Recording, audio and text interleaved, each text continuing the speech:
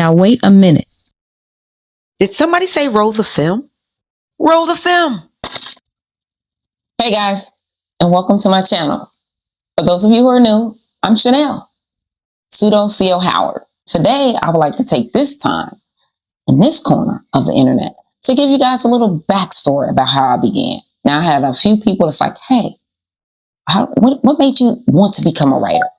What keeps you motivated? What keeps you going? What through the challenges? So I'm like, hey, I'll just make a video, the who's, the whys, and give you some tips to help me. Miss Maya Angelou, my biggest inspiration, Why the Caged Bird Sings. That's the reason I picked up a pen, paper, journal, and I got to jotting.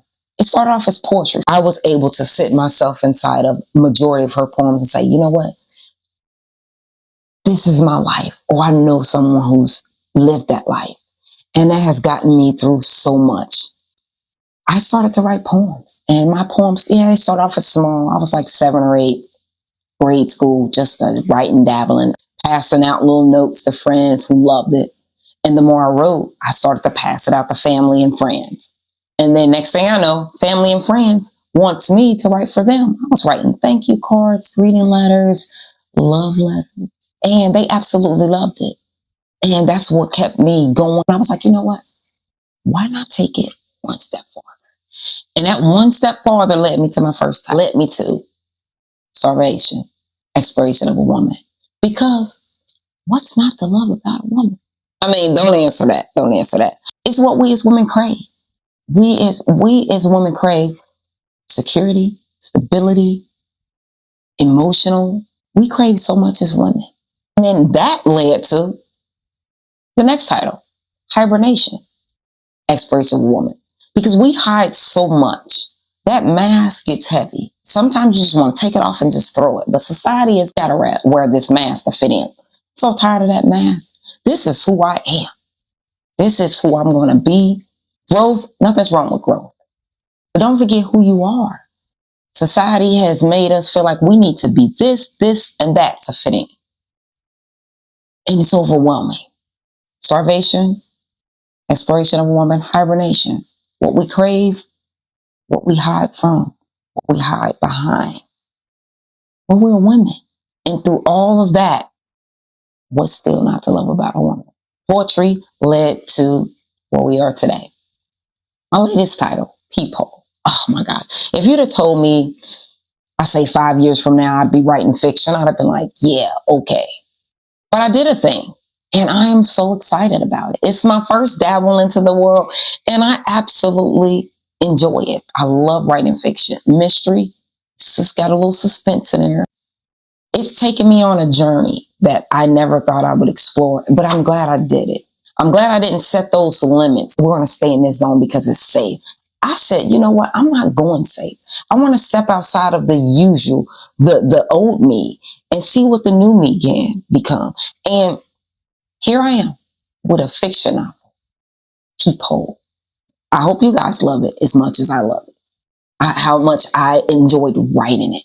It's amazing what the brain can do. It's kind of scary, but it's amazing. I hope you guys love it. So I just want to give you guys a little background on how my journey began.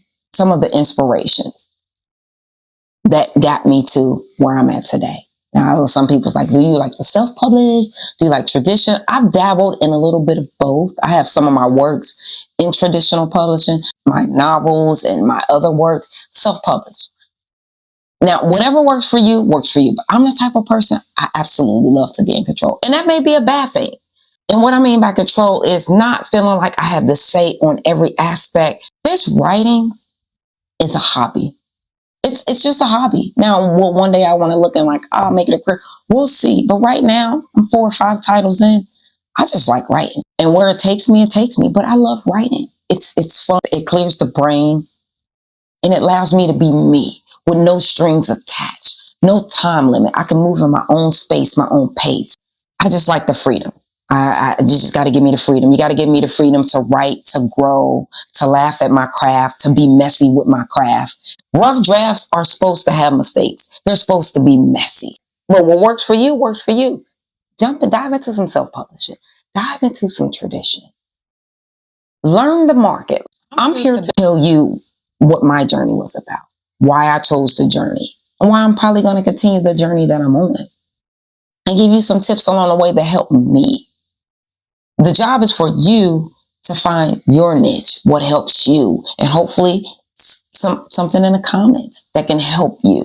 I want to give you a little bit of why I chose some routes that I chose, what keeps me consistent. Speaking of consistency, routine. I had to figure out a routine.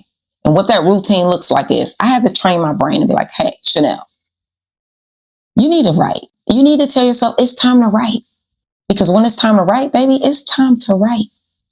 And a person such as myself, I love to write. I love to read. I love to listen. So I picked, hey, brain, it's time to write.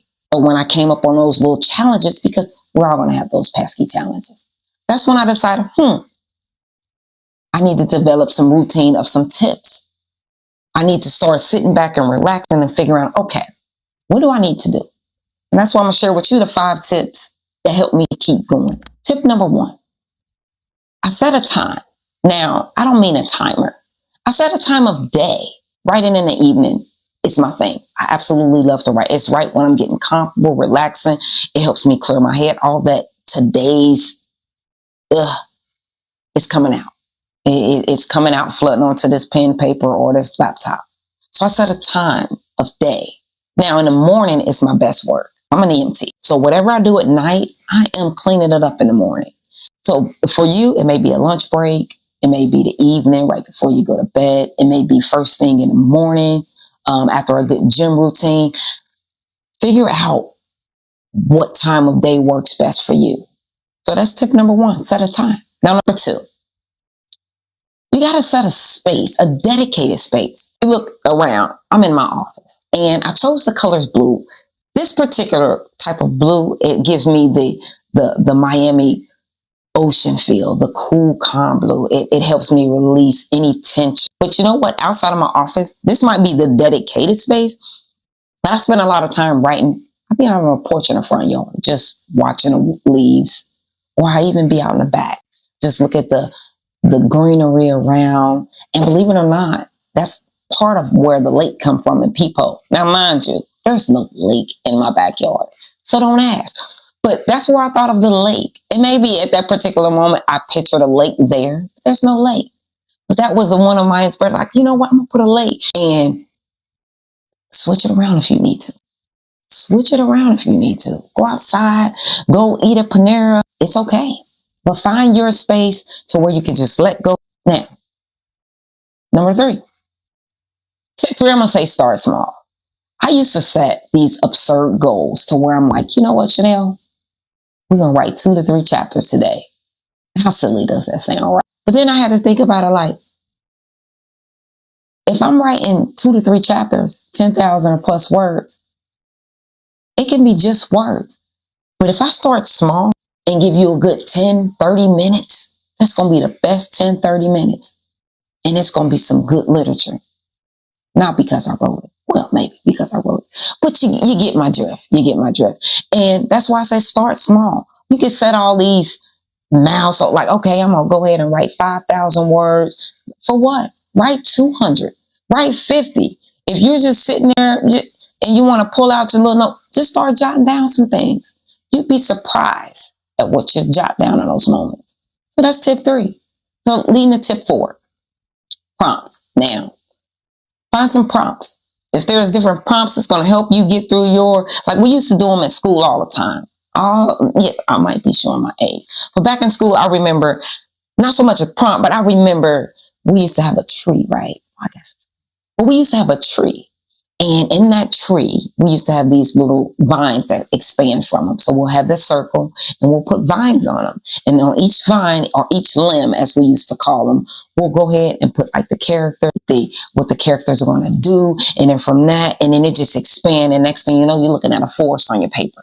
Believe it or not, I still utilize that. I absolutely to this day utilize it. Now, that's one thing I could sit and get the right and like, oh, okay, messing up the paper. No, but that tree still my go-to. It's still my, hey, I got to do it. I absolutely love it. And I'm going to make mistake after mistake. 5, 6 titles in, I'm still making mistakes. And I'm going to continue to make them. I'm still learning on this journey. And that's why I say, I hope you and I can grow together to know together. I like that, because growing together is knowing together, and we can help one another out. So nothing's wrong with, hey, get no prompt. Whatever you got to do, the little dots, the bulletin, whatever's going to allow you to get from here to there, they give it a try. Which lands me to number 5. Track your process. Absolutely track your process. I remember when I was sitting back, I remember when I got on that first page 1, sentence 1. And then I look back and I'm like, am I really on chapter 8? I'm on chapter 8. And this is some good 8. Not just because I wrote it, but this is some good 8, and tracking your process, it keeps you motivated, or at least it keeps me motivated. Because I was looking like, okay, chapter 1, next thing you know, I'm on chapter 3, then I'm on chapter 8. I'm like, oh my gosh, this is getting good. This is getting good.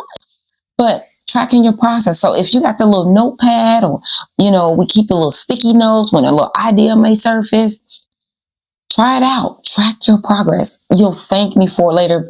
It'll allow you to see your growth, your accomplishment, because you got to know where you're from to know where you're going.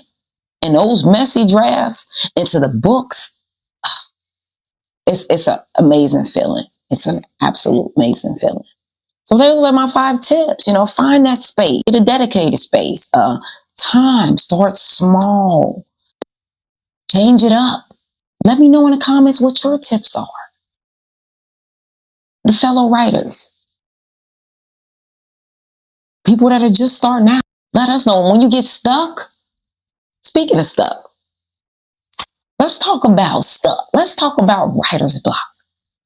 Man, writer's block can kick rocks. I used to be stuck. So believe it or not, Peephole, that book used to sit around for years. I used to be like, I'm not getting to that. I'll get back to it. I'll pick it up, put it down, pick it up, put it down. So one day, some friends like, if you don't pick that up and stop putting it down, that's some good work. And I'm like, really? Pick that book up and continue. And I was like, but writer's block, they was like, hey, it'll come. But the good thing about something coming is that it'll go. Like, let it flow. Figure it out. So what I had to do is I had to think, okay, now I'm having writer's block. What do I need to do? I'm in my office now. So when I get it, that's where you may see me switching spaces. Now I'm out in the yard. Now I'm out at a restaurant. Now I'm here. Now I'm there. Change the environment. Nothing's wrong with changing the environment. That's one of the things that helped me overcome. Or I changed the project. I will change a project in a heartbeat. That's probably my problem. But I'll change it in a heartbeat, because being in that new project, sometimes it's like, now I know. You'd be surprised, a little leaf blowing through the yard that told me to go write chapter 16 on Peephole 2. And it's amazing what clarity you'll get just from just sitting there and it just ding like a light bulb. Like, it's so cool. The brain is just so cool. But those are some of the things that I did, or I still do, to get over my writer's block. I changed the environment. I changed the project. And I always start small. So if I'm going to be able to get 2 paragraphs out, best believe I'm doing that 2 paragraphs. So that's some of the things that I like to do to kind of help shake off the dust or the cramp. Now is the time you drop some information in the comments. Let us know. Let us know what gets you over those writer's block. Let us know if you got a routine. Tell us about, what do you do in those routines? How do you change it up? Let us know in the comments. Well, how do you get over those pesky challenges about it? How do you stay consistent? How do you stay motivated? If you got some tips to share some of your tips. We would love to hear. I would love to talk about them in the next video. But let's engage. Let's grow. Let's make mistakes. Let's have fun. Let's laugh. Once again, I want to thank you guys for tuning in to my channel. If you love the video, thank you so much. Like it, subscribe, share it, tell a friend. I'd appreciate it. I really appreciate you all for tuning in. I just hope to see you in the next video. So keep dreaming, keep writing, keep reading, and I'll see you in the next video.